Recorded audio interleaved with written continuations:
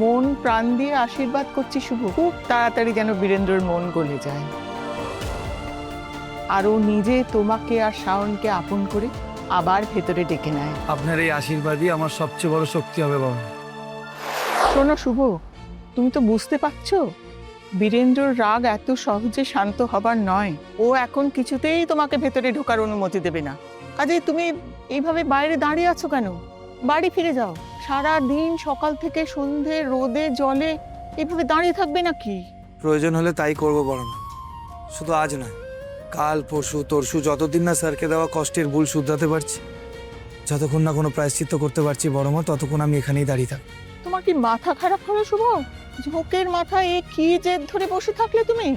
জেদ নয় বড় মা, কখনো কখনো তো ভক্তদের কঠিন তপস্যা করে ঈশ্বরকে সন্তুষ্ট করতে হয়, তার মন জয় করতে হয়, আর আমিও সেটাই করবো বড় মা।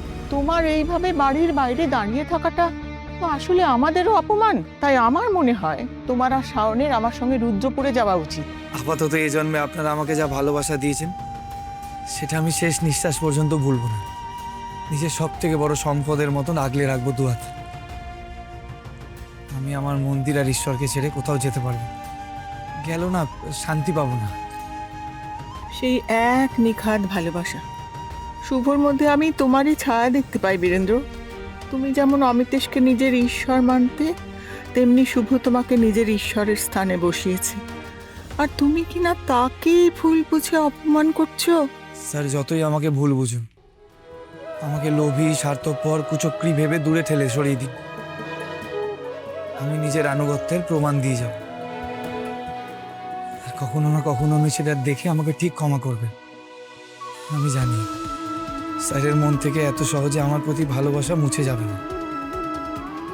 আমার ভক্তি শ্রদ্ধায় যদি জোর থাকে, তাহলে স্যার নিজে এসে আমাকে ডাকবেন, আমাকে এই বাড়ির ভেতরে নিয়ে যাবেন, আর আমি সেই দিনের জন্যই অপেক্ষা করে থাকবো বড় মা।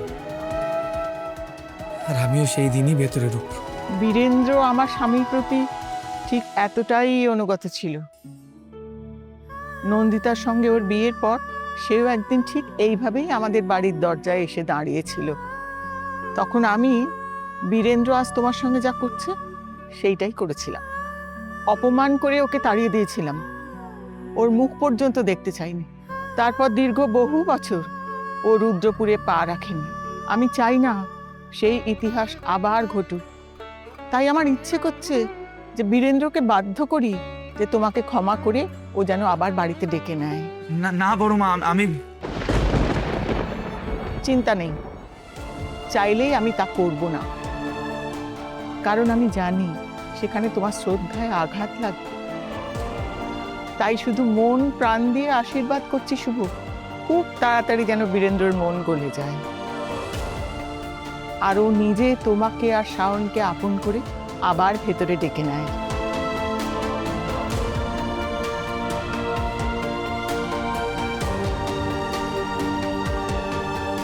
আপনার এই আশীর্বাদই আমার সবচেয়ে বড় শক্তি হবে বাবা।